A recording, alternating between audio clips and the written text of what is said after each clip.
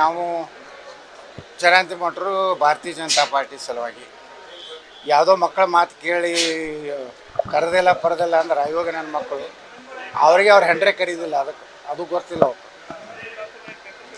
ನಾ ಏನು ಅನ್ನೋದು ಜನರಿಗೆ ಗೊತ್ತೈತೆ. ಜನರು ಬಯಸ್ತಾರೆ. 4 ಮಾಜಿ ಮುಖ್ಯಮಂತ್ರಿ ಹೋದ್ರೆ ನಾವು ಒಂದು 100 ಮಂದಿ 1000 ಮಂದಿ ಕೂರಿಸೋದಾಗಿಲ್ಲ. ನಾವು ಹೋದ ಹಳ್ಳಿಯೊಳಗೆ 4,000 5,000 10,000 ಜನ ಸೇರ್ಯಾರ. ಇದ್ರ ಮ್ಯಾಗಿಂದ ಅವ್ರಿಗೆ ಮಾನ ಮರ್ಯಾದೆ ಇದ್ರೆ ಬಿಟ್ಬಿಡಕ್ಕೆ ಅದನ್ನು ಹೇಳೋದು. ಜನರ ಪ್ರತಿನಿಧಿ ನಾವು ಇದೀವಿ, ನಿಮ್ಮಂಗೆ ಚಮಚಗಿರಿ ಪ್ರತಿನಿಧಿಗಳಲ್ಲ.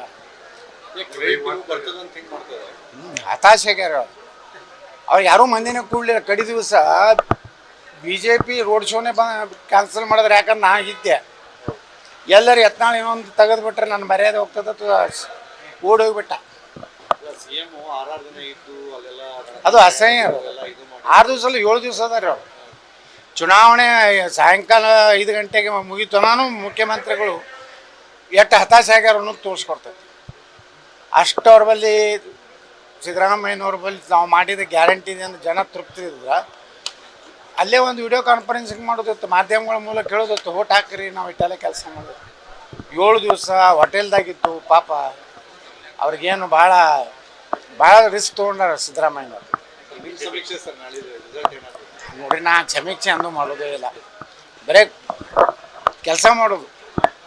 ಕೃಷ್ಣ ಭಗವಾನ್ ಹೇಳ್ತಾನೆ, ನೀವು ಒಟ್ಟು ಕೆಲಸ ಮಾಡು, ಕರ್ಮ ಮಾಡು, ಫಲಿತಾಂಶ ಕೊಡೋ ದೇವ್ರದಾನ. ಸುಮ್ಮನೆ ಇಟ್ಟು ಇರಲಿ ಗೆದ್ದು ಬರ್ತದೆ ಹಾಗೆ ಹೀಗೆ ಅಂತ ಹೇಳೋದಿಲ್ಲ.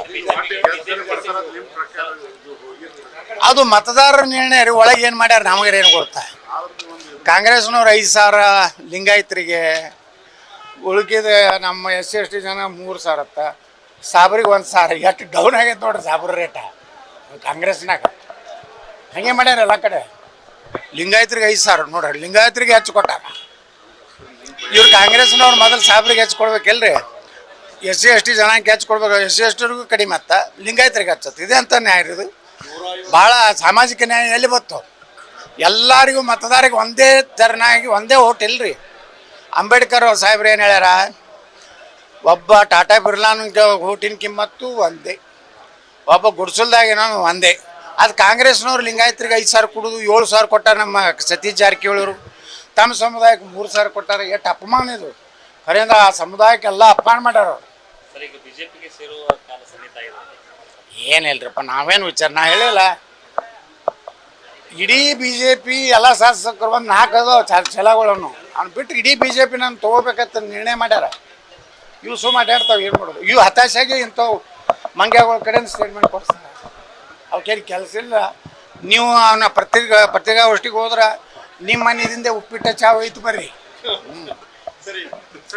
ನೀವು ಇಲ್ಲೇನ ಬಿಜಾಪುರ ಪತ್ರಿಕಾಗೋಷ್ಠಿ ಮಾಡಿದ್ರೆ ನಿಮ್ಮ ಮನೆಯಿಂದ ಉಪ್ಪಿಟ್ಟ ಚಾ ನೀರಿನ ಬಾಟ್ಲಿ ಕಟ್ಕೊಂಡು ಹಿಂಗೆ ಹೋಗಿ ಪತ್ರಿಕಾಗೋಷ್ಠಿ ಮಾಡಿರಿ.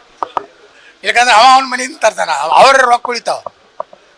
ನಿರ್ಭೀತ, ನಿಷ್ಪಕ್ಷಪಾತ, ವಿಶ್ವಾಸಾರ್ಹ ಸುದ್ದಿಗಳಿಗೆ ಮತ್ತೊಂದು ಹೆಸರಾಗಿರುವ News18 ಕನ್ನಡ ಈಗ ಆಪ್ನಲ್ಲೂ ಲಭ್ಯವಿದೆ.